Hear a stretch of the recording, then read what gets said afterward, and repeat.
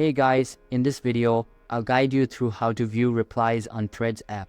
Alright, so let's begin with the video. To view replies on the Threads application, start by launching the app. Ensure that it's up to date and that you are logged into your account. To locate replies, find the specific post and check for replies directly there. This method works, but it might not always be reliable. For a more consistent way to check your replies, tap the person icon at the bottom of the screen. This will bring you to your profile. Here, you'll see a Replies tab.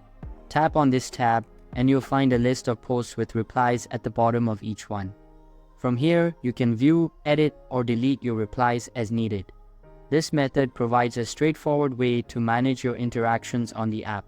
If you encounter any bugs or glitches while using Threads, follow these steps. Open the Play Store or App Store and search for the Threads application. Check if there's an available update and install it if so. If there's no update, consider uninstalling the app. After uninstalling, go to your phone's settings, scroll down, and select the System Update option. Ensure your device is up to date to support the latest version of the Threads app. Following these steps should help you effectively view and manage replies on the Threads app and address any issues you might face with the app's performance. So that's basically how to view replies on Threads app.